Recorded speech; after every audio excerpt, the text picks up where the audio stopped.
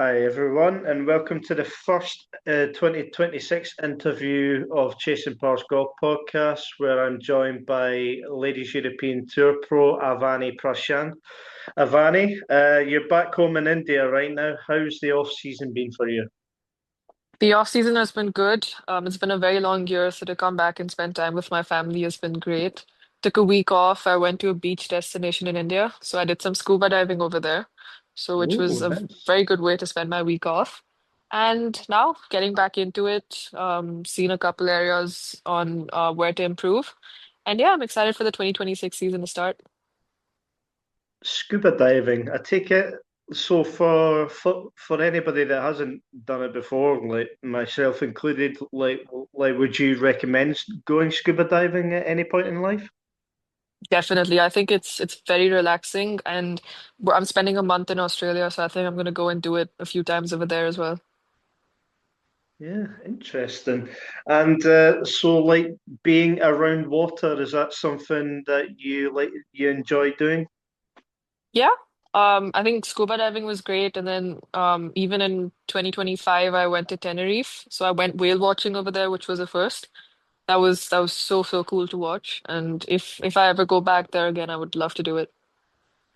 So if you had to do scuba diving again or whale watching again, what would be your preference? Scuba diving. Scuba diving. Definitely. Yeah. No, fair enough. No, that sounds like a pretty productive off season. I'm not going not going to lie about that. So like you mentioned there that you've kind of been working on a couple of things on the off season. I think you were saying off there, I think it's more the putting point of view that you're Yes. kind of looking at. Is that right? Yeah. Yeah. So So I would say so I've grown up on very good greens in India. So I've been playing on pristine conditions where greens are probably running at anywhere between 10 and 11.5. So mhm, every time I come back, my reads are kind of based off that speed. Now, when I went to Europe, obviously you play a lot slower because it's a lot windier as well. So I yeah. kind of struggled with my green reading and then matching up pace to line. So then in the second half of the year, I also had a putter switch, which has worked out very well. And then along with that, I've also been working on my bunker play, which used to be a strong point, but I think the varying sands of Europe has kind of thrown me off. So to um, I'm trying to work my way around that by playing different types of sands in Bangalore. But those being the two takeaways, also the big positives are my long game, my accuracy, my distance, and even my tee to green. Those would rank amongst the best in the world. Yeah. So like when it comes to like the putting, like the methods and stuff, are you one that uses, are you one that uses your eyes or do you use your feet like the aim point? So I was taught aim point, but then I had to do a refresher in China in November of last year. And I've kind of learned aim point all over again, and I've been using that. So that's definitely helped my reads a little bit. And it's kind of gotten it a lot closer than what it was. The misses are a lot closer now. It's just that little bit more that I have to work on, and I'm sure with the work I've been doing in the off season, it should be a lot better this year. So what's the biggest differences for you personally, like as someone that uses aim point and towards the traditional one where you use your eyes, etc.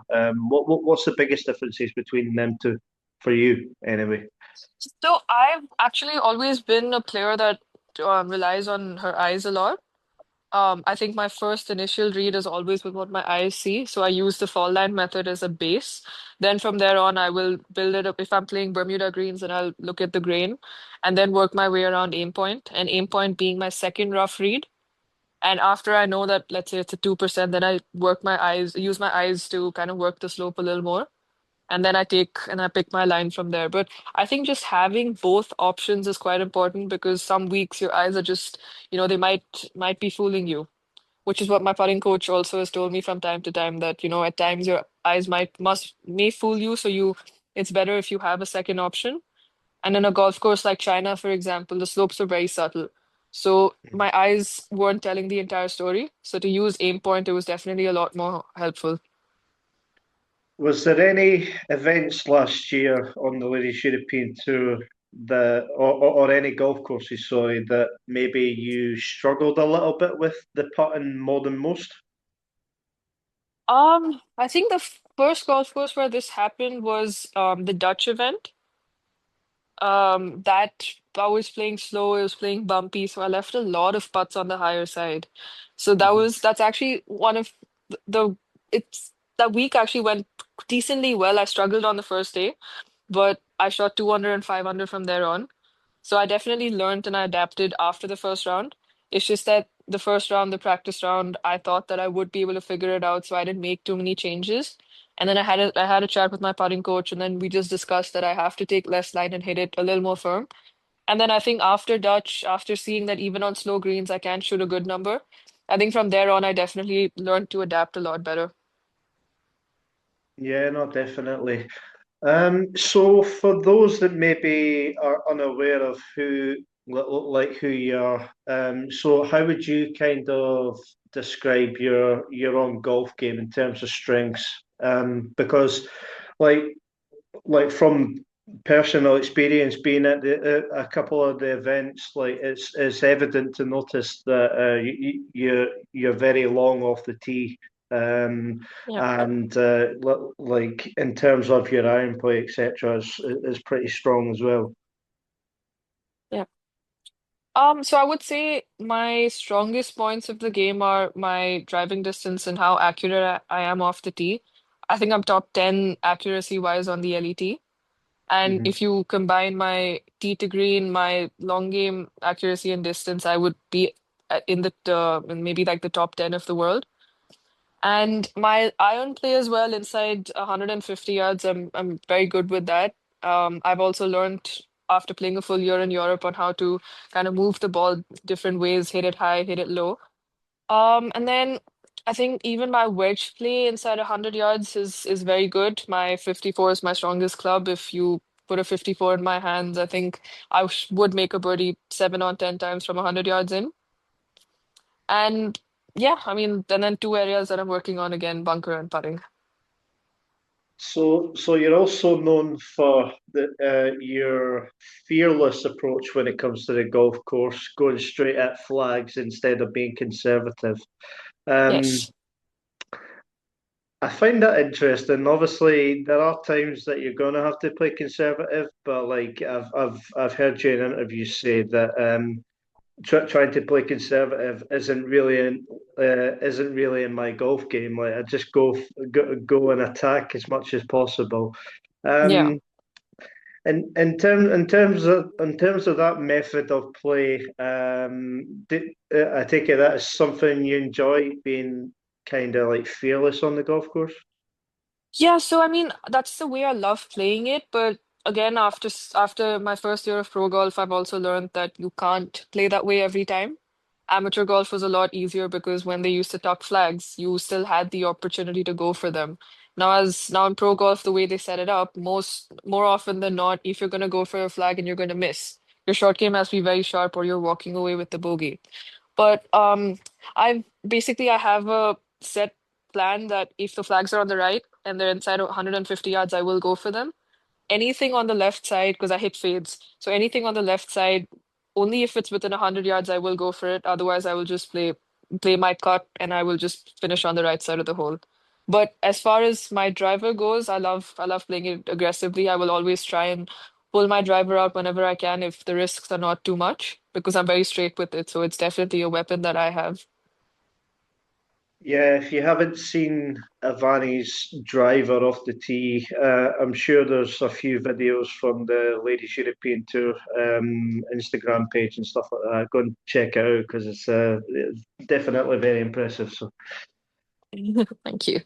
yeah, I mean, I'm sure we'll see more of that in 2026. Yeah. Just getting a point of view, kind of angle from your driving distance and your driving game. But that's obviously for a different day. But 2025 was your full rookie season on the Ladies European Tour. Obviously, people will probably know that you're still only 19 years old as well. So that's crazy. Like obviously you finished 36th last year on the Ladies European Tour Order of Merit. Very consistent season for you.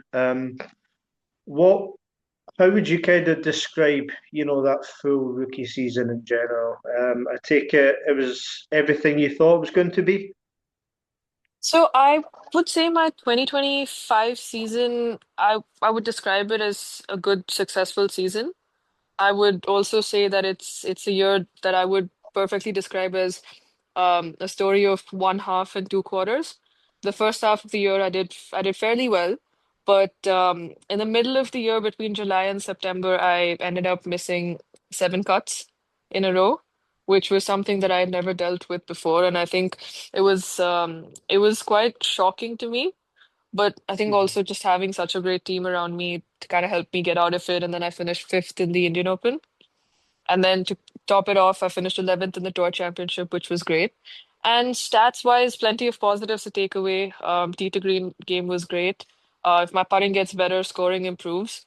And um, yeah, I think overall, I would say it's been pretty good. I had two top fives and five top 20, so that's pretty decent for a rookie year.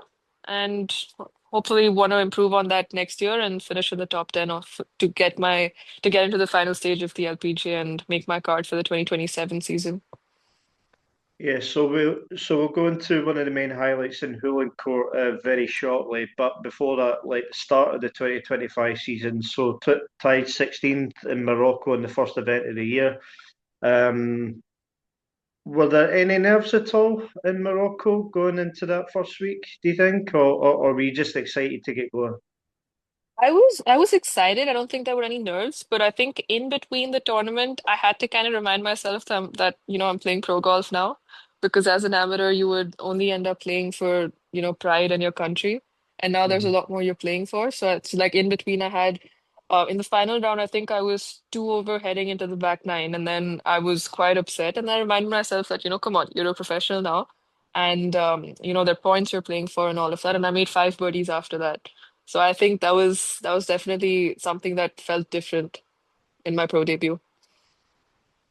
Yeah, I find that obviously the transition from amateur to pro, quite a lot of players have mentioned that obviously going pro from the amateur days, like in terms of like playing for like well, effectively playing for a wage, etc. Like Yeah, playing for prize money, it's much more pressure. So like obviously, your first event in Morocco, in your rookie season as a pro, in terms of playing for a prize fund must have been weird, I it guess. But was. I think no, it was actually very exciting more than it was weird, but I had to remind myself a few times that yeah, you can't get upset now. You need to work your way up the rankings. yeah, definitely. And then so Australia happened after that. Obviously, it's well known that the first event in Australia got cancelled due to the cyclone. Yes. Um, And then the second event at Coffs Harbour was underwater for the best part of the first 3 days, and you barely got to Yeah. practice. So, what was that experience like in these extreme weather conditions? It must have been frustrating from a player's point of view, knowing that you can't really practice because effectively it's like a swimming pool. Yeah, so I mean, I think Coffs definitely did a very good job. They set up a range for us and everything. They let us walk the golf course. But I mean, I just told myself that it's the same for everyone. No one's played this golf course before. So the first 2 days I struggled with my putting a little bit, but then I figured it out and made eight birdies on the second day, on the final day, to shoot five under in the second round, and I made a very good comeback there again. So I think that week was good. I think just having good bounce backs after two not so good rounds is always a great confidence booster. Yeah, I actually thoroughly enjoyed that event because I'm stupid and ended up setting an alarm for like 3:30 in the morning in UK to actually watch it on TV. Right. Who in their right mind does that? But no, it was definitely a good event at Coffs Harbour. Kudos to the ground staff for actually Yeah. managing to get the event on Yeah, because because I mean, I think all of us went onto the golf course once it started, and the greens were in unreal condition. Like you wouldn't have thought that it had rained for whatever 4 or 5 days before that. yes, it's crazy what Yeah. greenkeepers can do nowadays. Yeah. And then was the tie 35th at the New South Wales Open at Yeah. Wollongong. Now Wollongong definitely looked like a postcard venue, that's for sure. Right by Yes. the beach. Yeah. It was very, very pretty. And it was windy, so it was quite a good golf course. It was a good test.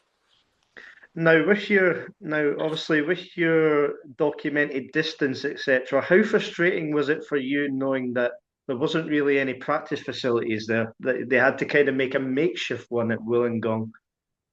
Again, I think they did a pretty good job of that. All they said was, you can't exactly hit your driver, which was fine. It was 1 week. Which is But no, bad I for mean, you. Which yeah, is bad for you but because you want to. that's true. But then the good thing was I think in the last two rounds, it was playing into the wind, so the ball was definitely not flying that. So I think everyone just started hitting their driver. But yeah, I mean, again, they did a wonderful job over there. That golf course was such a fun test to play. Yeah, well, they're going back there Yeah, in, was it first week of March? March, first week of March? Feb, Yeah. last week of Feb. Yeah, Yes, so that'll be interesting. Get to see the picturesque views of the golf course yeah, next to the beach, etc. Again, that should be fun, definitely. definitely. And then obviously you mentioned the Dutch, how you kind of struggled on the greens at first, but you did Yeah, manage to finish inside the top 20 at yeah, Goy Country Club as well. Before going to the Jabra at yeah, Evian, which is always one of the golfers' favourite venues anyway, especially yeah, for views, etc.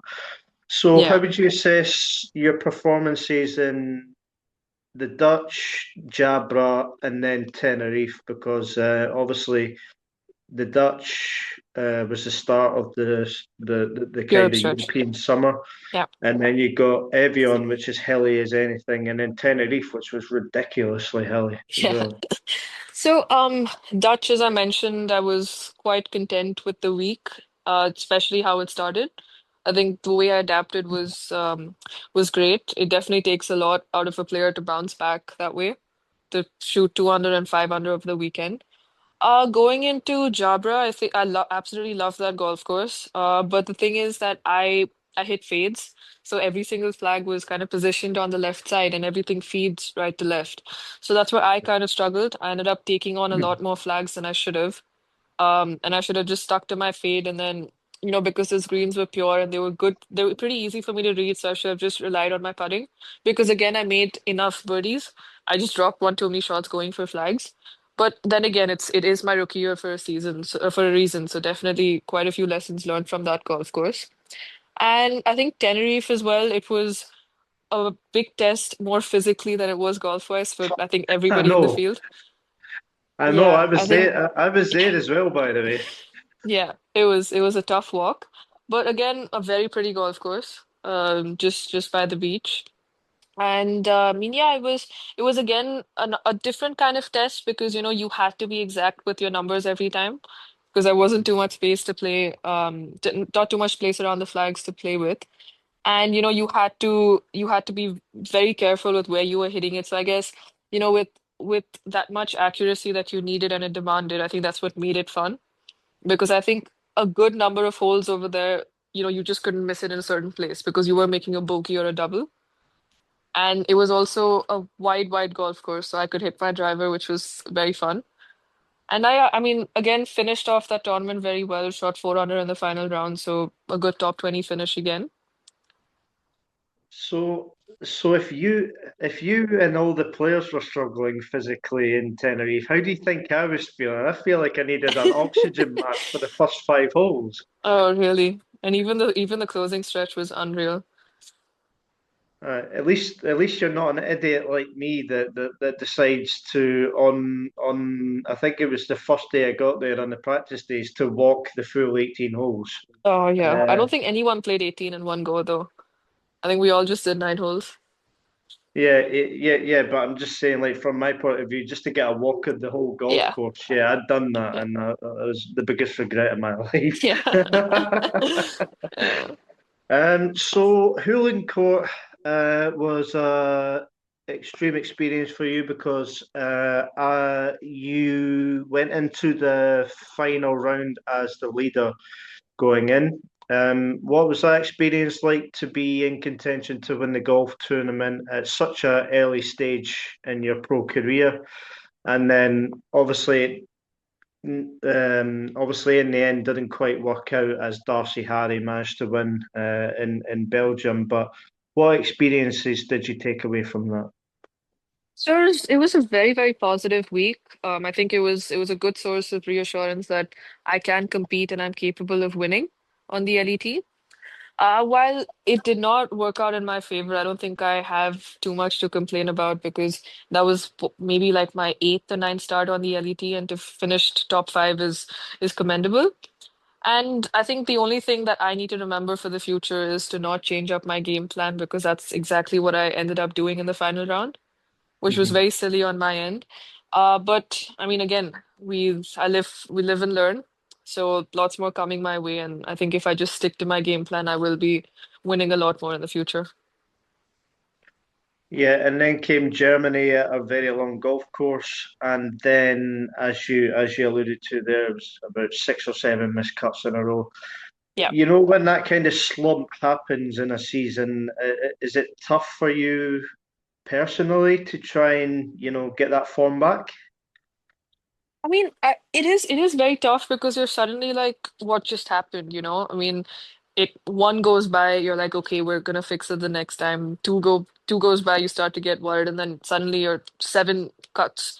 So I think that was a first for me. It was definitely a new experience and quite shocking. But again, having a very good team around you that helps break everything down is something that helped me kind of get out of it.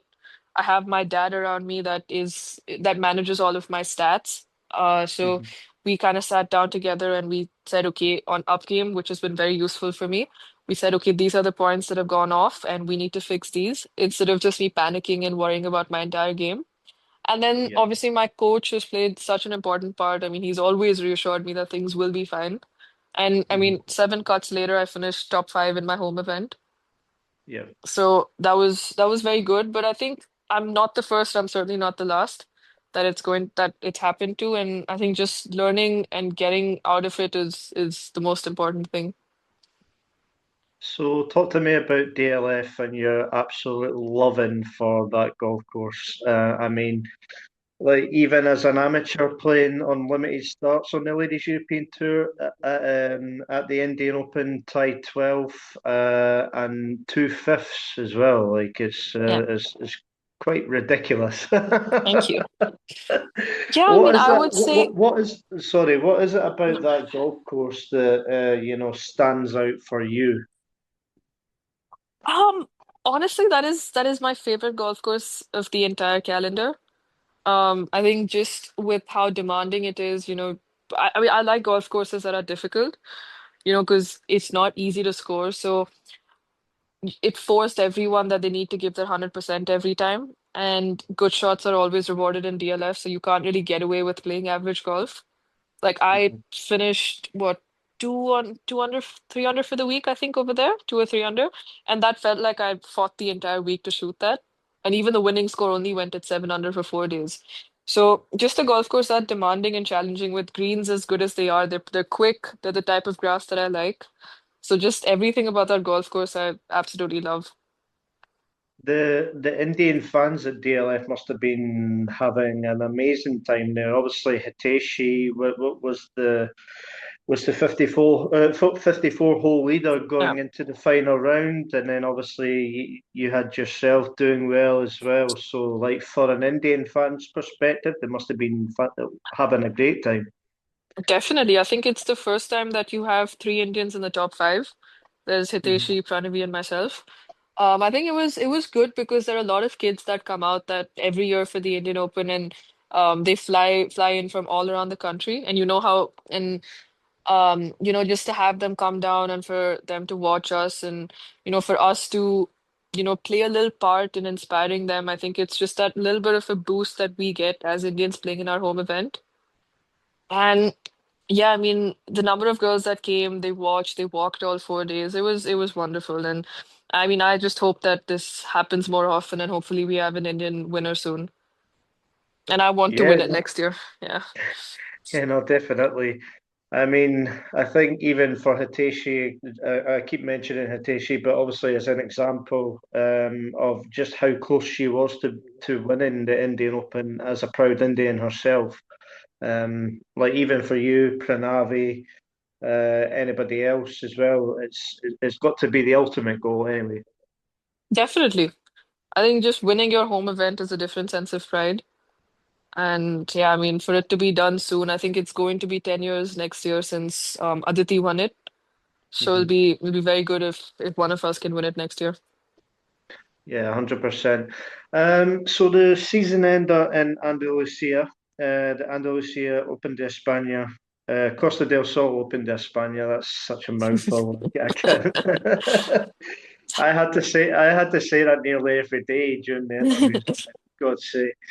Um, no, so like in Andalusia at Real Guadalajara, what was that experience like? Obviously, you had another great finish to end the season, tied 11th. You were in contention majority of the week as well. To know that your game was yet again in a good spot going into the final event of the year, Yeah. um, I take it you were massively proud of what you achieved. I definitely was because I think that was one of the strongest fields of the year because it was a tour championship, so everyone came down for that. Um, but yeah, I mean, I think that was also the quickest greens we've played on the entire year, so I was very happy about that. And I also had learned a little bit on how to take spin off, which came in very clutch during the Spain event because the greens were quick, they were soft. So for me to finally implement that and taking and adding, putting too much spin on the ball has been something that I struggled with. So to finally see it and for it to be working was another big positive to take away. And yeah, I mean, I think I would really sum that week up as a very successful week. I think the final round I couldn't really get the engine running to shoot deep, but a top 11 is something I'm very happy with. Yeah, I mean, to be honest, I don't think anybody was really catching Nastasia. Yeah, She was just unbelievable all week. yeah. I've I've got a funny question actually to ask you. So at Real Guadalajara, so like over the four days of tournament play and all the practice rounds, etc. Did you count how many planes went over? No, but it's funny because during the second or the third round, every time I got up to the ball, a plane went over me. Every single time. It's I mean, almost like it it's was timed so perfectly that every single time I stepped onto the ball, there was a plane flying over me. Yeah, I found it crazy as well. Like every 3 minutes, all you could hear was a plane rushing past. Yeah. I'm sure all the like obviously it's the second year that it's been at that golf course, but like I'm sure the players kept turning around, going, "Oh wait, there's another plane. Oh great!" Like, Definitely. Yeah, I think one of the players I was playing with had a bet with her caddy on how many Ryanair flights will fly over us. I don't know who won it, but that was a good one to have. yeah, I mean it's definitely in the hundreds anyway. That's for sure. Yeah. That was ridiculous, but. So going a little bit into your kind of background then, so you're from Bangalore in India. Yes. What was that like growing up in Bangalore? For those that won't know much about it. So I was born in Bangalore. I stayed here for about 6 months, and then I moved to South Africa. So I used to Okay. live in Joburg for 2 years. Then from there, I moved to Delhi, where I used to live there for I think 2.5 years, and then from there I moved to Lagos, and then finally moved back to Bangalore in 2014. So I mean, the golfing community over here is absolutely wonderful. Everyone is very supportive. We've got two very, very good golf courses here. As I said, pristine conditions all year round, and some good practice facilities as well. So I think I've got a very good atmosphere around me. A lot of the top professionals as well. They play in Bangalore. So every time I'm back home, that the way of kind of relaxing is me going out and playing some fun games with them. So to have like a Nice. constant competitive environment is great. And I don't think and the weather in Bangalore is fantastic. Never gets hot, never gets cold. So it's a wonderful golfing destination. So you started playing the game at the age of 3. How did that kind of come about? So my dad used to play a lot of racket sports, but he decided to try golf out and he had learned how to play golf. And he's always been my best friend. So I loved kind of jumping all around him and always wanting to spend time around him. And he was heading out to the golf course one day and he wanted to take my granddad along to teach him as well. There I was again wanting to go out with him. And he obviously ignored me because who wants to take a 3-year-old to the golf course? But my granddad told him that, so my family has a lot of music prodigies. So my Mhm. granddad told him that, why don't you listen to her? Maybe she's trying to send you a sign. So my dad took me along. He put a junior club in my hand and taught me the basics. Then he called his coach as well to teach me some of the basics, and both of them went to play around. 4.5 hours later, I was still on the range hitting balls. So I think this kind of convinced my dad that, maybe she's born to play the sport. And then the rest is history. Yeah, I'm going to say 16 years later, and you're definitely thriving on the Ladies European Yeah. Tour. So definitely. Yeah. So you were also, I believe, at one time India's number one amateur as well. Yeah.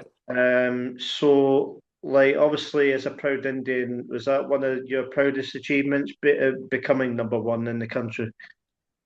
Definitely. I think that was a goal of mine back then. But also I think more importantly, getting to 39th on the World Amateur Golf Rankings was a very important goal of mine that I got done. And yeah, I think being number one was great. Yeah. Yeah, I mean, just going off some of your junior successes, I mean, it's pretty impressive. As you Thank mentioned, you. 39th on the World Amateur Golf Rankings, which is mightily impressive considering how many of the top, world amateurs there are in the world, Yeah. especially at that time as well. So you've also played in the 2023 Asian Games in China. Uh, Yes. so obviously for India. What was that experience like at that time, to represent India on like a kind of global scale as well? So I mean, so it's a funny story because I had to play the trials twice for that event, and I fortunately won it both times. And I was the youngest Indian to make the team at Mhm. 17. And it was a wonderful experience because I got to, see the top golfers from Asia and Asian players have done very well on the LPGA stage as well. A lot of world number ones have come from Asia. So just to see them play, and it was the first time where Anirban Lahiri, Shubhankar Sharma, and Aditi were there at one event. So it was great to meet all of them together as well. And it was a good week of learning from them. And I think again, my putting kind of let me down over there. Every other part of my game was fine. And overall, I think it was a wonderful experience, and I can't wait to do it again. Y- Yeah, and you represented Asia at the Pansy Hankins Trophy, which I'm led to believe is kind of like the equivalent to kind of Sri like Lanka. the Solheim Cup, yeah. Yeah. Yeah, so Um, So I got into that after I think I won the Queen Sirikit Cup. So that was actually a first for me playing match play with a team because that doesn't happen okay. too much in Asia. But again, I think it was a very good week. I don't think Asia did as well as we could have. because I think Mhm. it was again our first time playing as a team together. So just the whole we I don't think we combined as well as Europe did, but then the year later Asia obviously did very well. What notable names were on the same Asia side as you, like in 2023? Shannon was there with me. Shannon. Yeah, Yeah. we Okay. roomed together that week. So Oh, yeah, nice. and I'm not able can't really remember that far back. I just know Shannon was with me because we were rooming together. Nice. Nothing like the new Ladies European Tour number one player Yeah, sharing a definitely. room with you. So like you briefly mentioned it there, so you won the 2023 Queen Sirikit Cup Yes. individually, and as a team for India, you finished second. What was that whole week like as an experience? It was a very proud moment. Firstly to be the first Indian in the 45-year history of the tournament to win it. I think it was definitely a dream come true. And then to win it by 10 shots in arguably one of the best amateur fields in Asia. I think half the field was ranked inside the top 75 in the world. So it was a Hmm. tough field, and then it wasn't the easiest of golf courses as well. So for me to shoot 16 under over there was great. And then again, the icing on the cake also being India finishing second, which is the best finish in India has ever had. And yeah, I think that win gave me a lot of confidence that I can do well and compete at the highest stage. Yeah, and you also became the first Indian amateur player to play at the Augusta National Women's Amateur. What was that experience like going to Augusta and the second course that the name always Champions Retreat. Yeah. yeah, the name always kind of goes out my head, but yeah. But yeah, like obviously playing the Anwar, what was that like? It was a great experience. Again, it was the one of the best amateur fields in the world. It was something that I had actually wanted to play for a while because I had seen a lot of girls get an invite. I just never knew what it was or how to get into it. So when the invite came, I got it by complete surprise. I was not expecting it. And then to finally get it, I think it was a dream come true. I think that whole green envelope and just how they make the event, just how they do the entire event and organize it. I think it's something that, completes a good amateur career. So to have played it, I'm very grateful. Yeah, another massive moment for sure. You were also the first Indian to qualify for the US Women's Open and the US Junior Golf, Junior Girls. Sorry, Yeah. me trying to read my own writing. Sorry, I do apologize. It's US Women's Am. Yeah, sorry, the US Women's Amateur Open. Yeah. So yeah, again, another milestone moment for you, like obviously becoming the first Indian player to do such things. I mean, incredibly proud, surely. Thank you. Yeah, I mean, I think it's a very proud moment. Playing those tournaments have given me a lot of experience and confidence that, when I'm competing with the best, I'm still playing well. So when I stepped onto the LET, it didn't feel like anything new because I'd been amongst very good players. So I think that's how these amateur tournaments have helped me. Yes, so what would you say is your proudest moment in your amateur career? It's kind of hard to choose, but I think for starters, it would be winning the Queen Sirikit Cup and Hmm. then also being the only Indian to win on the LET access, Yeah. and then Anwar for sure. Yeah, just going into that, we'll go into that in 1 minute. But before that, you also had wins as an amateur in 2021 at the Hero Women's Pro Golf Tour Event 3 and 11, I'm led to believe, and 2022 Hero Women's Pro Golf Tour 15. So to have wins in India as an amateur as well. Sum up your kind of, emotions round about that area. So it was again a big confidence booster because I was 14 when I won my first pro event and I Yeah, was playing against 14 years professionals. So old. Crazy. so that was thank you. That was a big confidence booster for me. And then I also won my second one where beat I think I shot what 12 under for the week and and I beat the person that finished second by 13 shots. So that was a very good week for me. And then the next one that I won after that, I also shot the course record. So there are a lot of positives that come after winning in India. And I think this kind of prepped me to also just get used to shooting lower scores. So when I was going deep, I never got too excited or ahead of myself because I'd done it back home. So it was very good prep for when I went outside and had to do the same.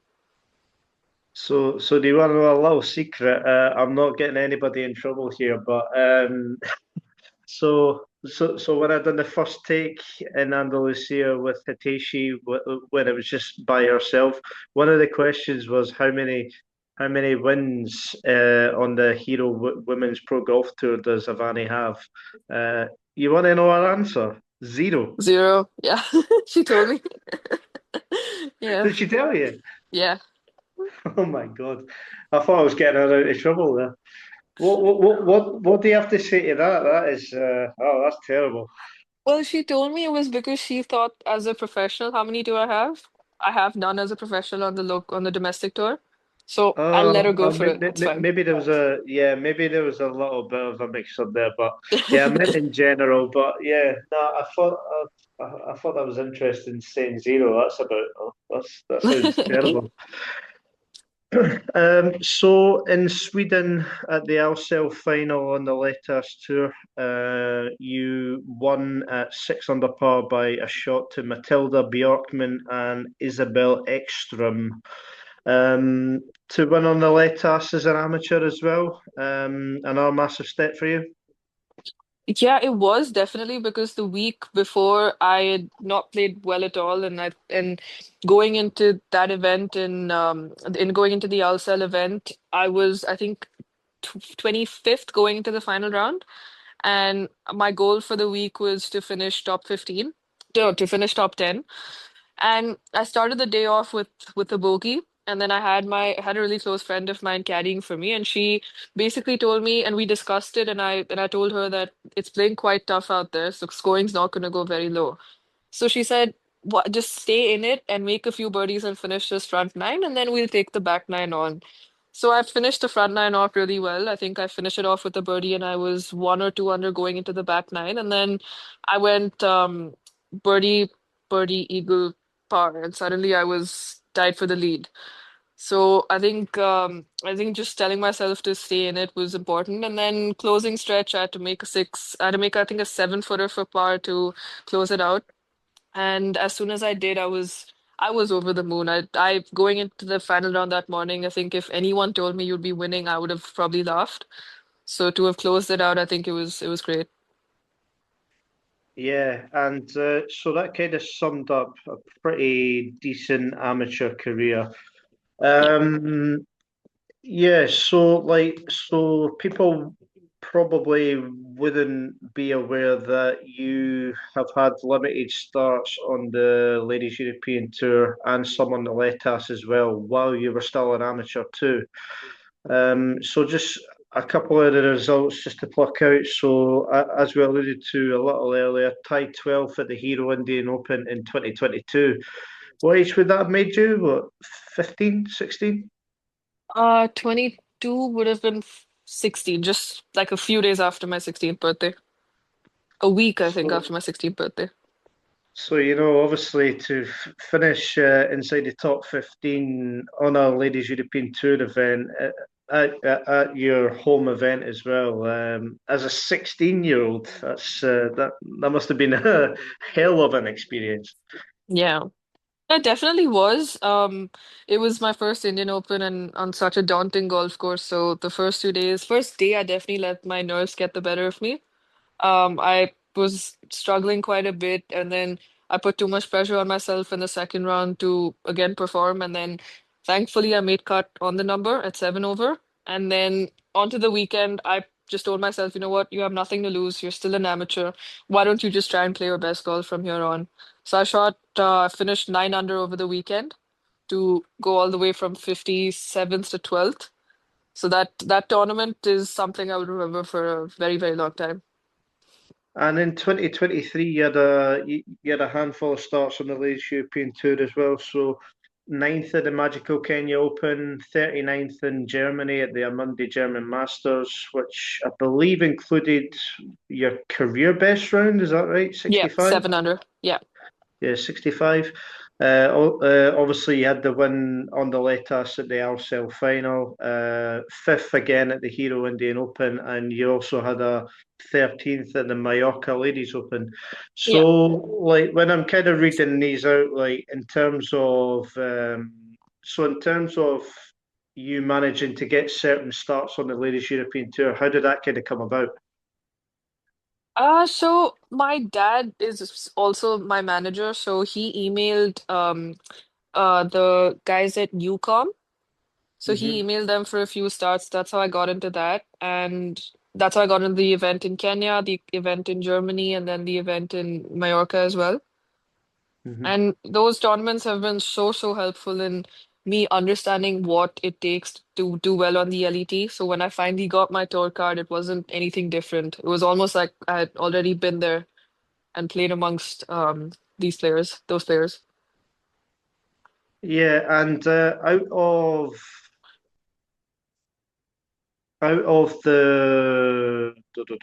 sorry, just give me 1 second. One, two, three, four. Yeah, sorry. Out of the five starts or so that you had in 2023 on the Ladies European Tour, is there anyone in particular that kind of stands out? Or maybe actually take away DLF. We'll cut that off because that'll probably be your favourite answer. But Yeah. no, so out with DLF, out of the other four or so starts, was there any that stuck out the most? I think Kenya definitely stuck out. It was quite a tough golf course with how windy it was. And I think after playing the Junior Open at Carnoustie, that was the only golf course that actually got that windy. So it was definitely a very good test, and I managed it quite well to finish ninth. And it was also a good week for Indians because Aditi won that tournament, and then I was ninth, so two Indians in the top 10 was pretty special. And yeah, I think that definitely stood out. And then Germany as well because I shot 7 under over there, and I also had an albatross. So that was again very special. Yeah, I mean, I was good to add also with Kenya, you also had the wildlife as well. So, Yeah. Mm. Yeah, no, that was any any favorite wildlife from Kenya? I think we saw a few giraffes on the golf course, but I actually did not get to see too many. No, fair enough. Yeah. I saw it the year later, but I definitely didn't see it in 2023. So what? They just decided to go hiding for I for, think so. for like Just a like year. the planes were flying over me in Andalusia, the animals also just didn't want to come out. No, that's fair enough. Yes, so 2024, at the end of 2024, you decide to take the decision to turn professional at the age of 18. So was that decision always on the cards for you? Yes, so since I was very young actually it was always to turn pro. But then I started doing very well as an amateur, so I worked my way up the world amateur golf rankings. And then I ended up getting quite a few calls from the top tens, from the top 10 universities. So then we started, talking to those colleges, and I think the idea kind of excited me for a moment. But then we spoke to a coach, and she had watched me play, I think, in some tournament, and she said everything that we teach at college is what I was already doing, which was, for example, I've been traveling alone since I was 15. So I've learned to manage everything on my own. And she just said everything that we've taught here, Avni is already doing it. So she basically told me not to come. So I think that was kind of that was a yes to pro golf immediately. even though it was always going to happen. But I think this was just another reassurance that we got. And then obviously you would have to win your tour card at Q School. What was the whole Q School experience like for you? So, when I'd gone the first year again, I think I put too much pressure on myself because honestly, the golf courses in Q School are not the hardest, but it's just that if your mind goes all over the place, you will struggle a lot over there, especially that being such an important week. So what I did was I took my best friend along with me, so she carried me that week. So in between shots, when we were done playing the round, she would always try and distract me or talk about anything else but, the tournament itself. So it put me in a very, in a good mental state throughout the tournament. So I never really reminded myself until probably the 18th, the last hole of the entire tournament that you have a tour card to play for. And just like the golf felt a lot easier because she was with me. And yeah, I mean, I think only we both remembered that, you're playing for your tour card on the 96th hole, 18 holes? No, wait, 90th hole. Yeah, on the 90th hole of the tournament where both of our heart rates were at like 145, hitting that final tee shot. But I think she coming with me was definitely quite helpful. And then I also did a lot of work with my psychologist on and coach on how to approach Q school differently and to kind of treat it like a normal tournament instead of it, being Q school. And I set many goals for myself, very different to what I'd done the previous year. So a combination of the work I'd put in with my psychologist and having my best friend on the bag was great, and that's how I got it done. Yeah, and so we will go into. So I've wrote down here that you have dreams of inspiring children over the world to take up the game of golf. Has that always been one of the top priorities for you, like to give back to the game as such? Definitely, I think growing the game is something that's been very important to me because India has a lot of potential. Mhm, And if parents and their kids are given the right, let's say, inspiration, then mhm. and help, then golfers in India can go a long way. I mean, just like what PV Sindhu has done for the game of badminton, Sania Mirza for tennis, Aditi for golf. I think if I can also play my part in making India a sporting superpower, then that'll be a big goal of mine that I would have ticked off. So obviously, with you being on the Ladies European Tour and having, Hiteshi Bakshi coming out on tour as well, Pranav Ayers, I've probably missed another one or so. Diksha, But four of us. oh, Diksha Dagar, of course. Yeah. I spoke to her in Andalucia as well. My God, Craig. Jesus Christ, sorry. I really hope Mr. Dagar is not listening to this. I do apologise. Yeah, no. So having obviously Hiteshi, Pranavi, and Diksha on the Ladies European Tour, how easy was that, to make that transition onto the tour? Pranavi and I, we come from the same place, like similar. She lives about 2 hours south from me. So I've always kind of known her, and I've been very close friends with her sister as well. So when I got on tour, I had a friend already that was with me over there. Um, Hiteshi and Diksha have come from up north, so we don't end up meeting often. So I think just having Pranavi with me and always having someone to go out with, to travel with was good, and it kind of felt like home away from home because again we're from the same place, so we know a lot of people between us, so it's good. I mean, having someone that close to you definitely helps. And in terms of life on the road together, like for the Indian girls, is there anything, that you all like to get up to when you did have time together, like maybe going out for, some dinner or, like going Um, sightseeing or whatever? so Pranavi and I, we would try and make it a point that wherever we were, we would try and go out and go shopping over there.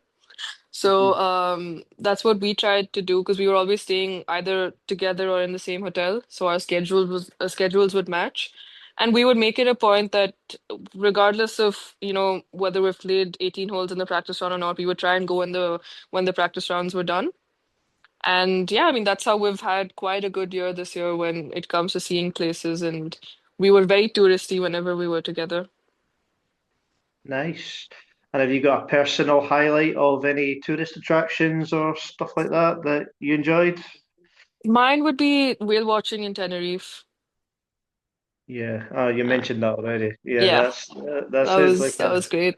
Yeah. an And also experience the for me. Christmas lights in Andalusia. Oh, nice. Yeah. Did you go to the Christmas market in the city centre? We did. We were there, I think, probably 4 times that week.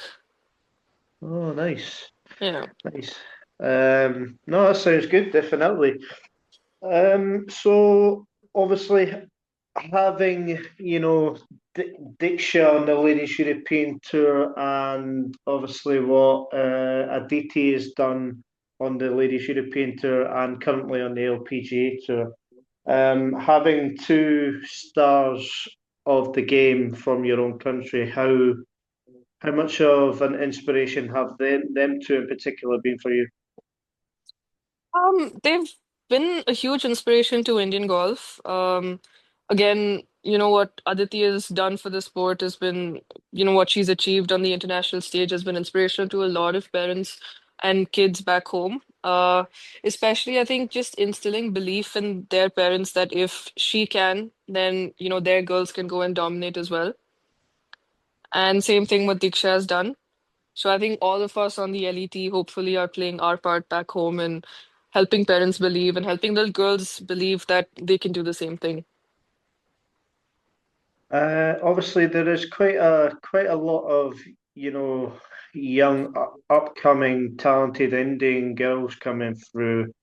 Um, where do you see Indian golf, in particular on the ladies' side, going in the next kind of 2, 3 years? Do you think you'll have quite a lot more faces on tour? I hope we do, and I think Indian golf is in a good space right now. Um, we have 4 girls right now. Hopefully, in next year we should have a few more. And it's definitely growing. Like even the number of girls participating in tournaments back home have increased. And just having a bigger Indian crowd over there would be great. Yeah, and if you had to maybe kind of putting you under pressure here a little bit, but like if you had to name maybe one upcoming young Indian player to, perhaps join you on tour, anybody in particular? Um, I think Uh, there's one girl from back home. I think this girl named Sanvi Somu. okay, yeah. I think she's got conditional status on the LET for this season. Hmm. So I think she definitely could get on tour soon. Nice. So another young talented player coming on, hopefully. Yeah. So outside of golf, I believe you are like you enjoy playing football and stuff as well. Like, hmm talk to me about your love for football. So it began as when I actually moved back to India. I used to love going and playing football, and I loved running actually. I was a very good sprinter as well. And then my love for the game for football also grew that way. And then I actually made the team for my city. I was the first girl to be chosen for that. But then that Hmm. meant that less time for golf, so I had to say no to football. But I think my athleticism that you see in my swing probably comes from football, and the reason I'm able to generate that much power from the ground is because of me playing football all those years. So if you were a golfer, you'd be a footballer then. Probably. I mean, not unfortunately, but I did have to say goodbye to the sport when I was 13 because the fear of injuries. One injury in football probably puts you back 6 months. Didn't want Yeah. to risk that. Golf has always been first priority. So you'd like to say that you're pretty good at football then, yeah. Yeah, it's been a while since I've played any, but I used to be pretty good. Do you, so do you think do you think you've got a chance of being better than Christina Napaliova, who's a No, proper probably footballer, not. a Probably proper not. baller? I mean, I think the only thing that I we could probably have a good competition at is a crossbar challenge. That'd be fun. I love doing that. Oh, oh, here, someone should film that, by the way. Yeah. Avani Prashanth against Christina Napaliova in the Yeah. crossbar challenge. Yeah. If any of the media team from LET are listening in, yeah, get it sorted out Definitely. somewhere. Definitely. So we're just going to kind of finish off here with getting to know Avani as the person. So um, actually, the first question was proudest moment. We kind of asked that already, so Yeah. we'll kind of scrap that one. So favorite courses. I know DLF's going to be up there, but like courses out with. Um, okay, my top four would be DLF, then Royal Dar es Salaam in Morocco, Hmm. then Hulencourt, and then no, actually, the golf course we played in Andalusia. Real Guadalajara. Yeah, that, Okay, and then Hulencourt. nice. And Yeah. any other Asian golf courses that you really like? Um, not as much as I like these. Okay. Yeah. No, interesting. Interesting. And out with DLF, what would you say is the next best, like in India? Where I play back home, it's called Karnataka Golf Association. It's Okay. it's tree-lined, quick greens. It's everything you would possibly want. Especially for your game as well, and Yeah. how you Yeah. like to play.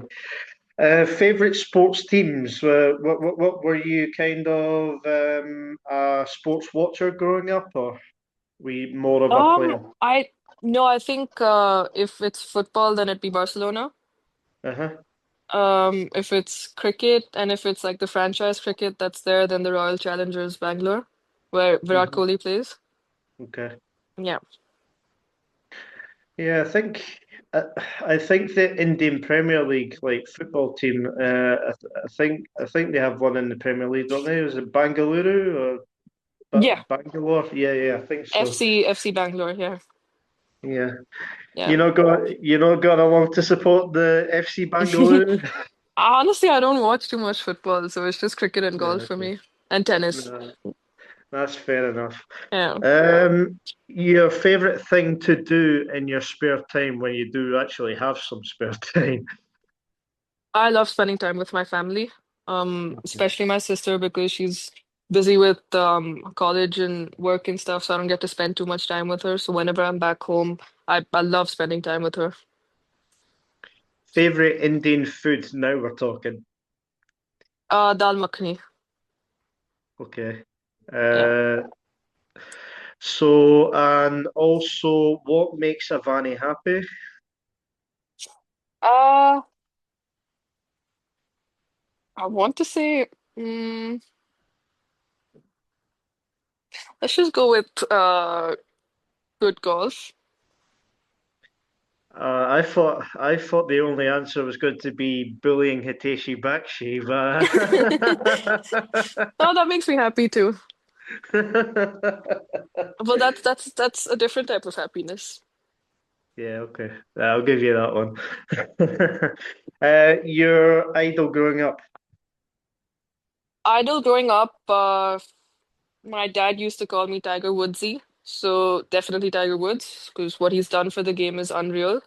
And Virat Kohli is also someone I've always looked up to. He's always followed the simple mantra of being 1% better every day. And I always put that into my practice as well because I just want to be that much better than I was yesterday because small gains end up really helping in the long run. And currently it's Nelly Korda Hmm. in women's golf. I think again how she's dominated has been really great to watch, and I hope to follow in her footsteps and do the same. Yeah. And are you the type of person that's into, like movies and film series, TV series, and all that stuff? Do you Yeah, watch I love much them. stuff? Yeah, Have you got yeah. a favorite one? Favorite TV series is The Office, the American Oh, version. okay. Yeah. You don't like the UK, no? No, it's not funny. The American one's a lot funnier. No, that's fair. Yeah. A few more. So, your favorite holiday destination, like that isn't golf related? Scotland. And now Scot I'll also probably add Tenerife to that, both of them. What, Scotland? Yeah. Even though we get the best weather in the whole world. Yeah. No, but Scottish summers are fun because I used to play there in the US Kids European Championship. Mhm. So I have a lot of good memories from Scotland and I love history. So it's really fun to go see all the castles and stuff. Who would you say is your best friends on tour that you've made from your rookie season, do you think? Um, I would say Pranavi and I think Shannon and I have gotten pretty close. And Mhm. even and Shannon and Anna, yeah, who are the new ones. Shannon Tan, everyone's Yeah, favorite. yeah. And so, the second last question is Dream Four Ball. So obviously you're included. So another three players and players. It could be from any era. Uh, Tiger, Rory, Nelly. That was quick. Yeah. That was pretty quick. Yeah. A little bit too quick, but but before we go into the last one, I just want to kind of joke about. Obviously, I kind of message Hiteshi to have you got any questions to ask an Avi, sorry. And she come out with how does it feel? How does it feel to not being able to bully a North Indian girl for the next 30 days? It's been hard, but I've got enough ready for her. We're only a month away from the season starting, so that'll be fun. Any secrets? Any secret giveaways of what to expect? No, because it just happens in person. Like I don't plan for it. Fair enough. Yeah. You just have that, friendly banter as such, and Yeah. nah, that's fair enough. It's always good, as Yeah. long as you're not mean to each other. Well, yeah. Nah, you are Yeah. sometimes, but sorry. Yeah. Yeah, it's fine. And you'll be happy to know the last one is not an Indian quiz like in Andalusia. Thank you. You're probably relieved to know. So I've done this quite a few times in the last few episodes. So if you were to build the ultimate ladies European Tour golfer from the various categories, what would it be? So we'll start off with driving ability. Uh, I think I'd say Amelia Garvey's driving distance. Garves. Oh, what a shout Yeah. that is, by the way. Yeah. She hits some miles as Sh well. Exactly. Her. And then I think my approach game inside 150. Okay. Yep. Then let's see. Who else is good with the short game? Mm, let me think. Uh, let's say Shannon's short game Hmm. and And Mimi's putting. fair. I mean, the kind of popular answer for putting in the last few have been Chiara Tambolini, which is an Forgot about her. interesting. Right. I mean, to be Yeah. fair, she's just gone to the LPGA, but so has Yeah. Mimi. So. Yeah. And in terms of having that, the best mindset, like the most elite mindset, who would you say from the Ladies European Tour? So who's got that, ultimate winning mindset, proper mentality? Mm, I would say it's a mix of both Shannon and Amelia. I know Amelia hasn't won this year, but she's had a lot of good finishes. Yeah. So I think both of them, Shannon's very good at turning it up on a final day, when it counts to really shoot deep and to really hold her nerves because you saw even in Indian Open to really pick it up in the last 10 holes was a treat to watch. I mean, I played that round with her. And I mean, Amelia also, she can go very, very deep and she can really bounce back well. Yeah, definitely. I mean, I think she's going to And win. Cassandra Alexander, both of them. Oh yeah, I Yeah. mean, Yeah. I mean, her performance in China was unreal. yeah, Cass is definitely due another win. I think that's Yeah. for sure. And the funniest player on tour from who you've met in your rookie season? Mm, I would say, I think Pranavi and I, when we're together, because I can't. I was going to say, I think Cass is quite funny actually. She's got that kind of dry sense of humor as such. Yeah. No, I think Amelia's pretty funny. Yeah, Yeah. and the sweetest player on tour, Shannon. Shannon. Oh yeah, no, definitely. I mean, I managed to get a photo with her, so yeah, yeah, Yeah. I'll agree to that. Um, yeah, for me, I've said it a couple of times from my own perspective. I think Kuskova's right up there as well. Sarah Kuskova. Yeah. She's one of the sweetest. Um, so goal for 2026. Uh, win on the LET a few times, make the top Easy as 10 that. and get Easy my as that. tour card for 27 on the LPGA. I mean, that was an easy answer, wasn't Yeah. it? Yeah. Right, right, Avani. I know it's quite late in India now, so we will finish here. But thanks so much for coming on, and all the best, and all the best for 2026. And obviously, you're starting in Saudi, big prize fund. Fancy your Hmm. chances? Yeah. I've been playing well, so I would say, and after everything I've kind of worked on, if it comes together, then I would say I have a pretty good chance. Well, all the best for the first event in Saudi, and fingers crossed for 2026. And never know, maybe see you again at one of the tournaments in 26. We'll see. But Yeah. for the meantime, thank you very much. Thank you for having me. Thank you. Pleasure. Yeah. See you later. All right. See you. Bye. Bye.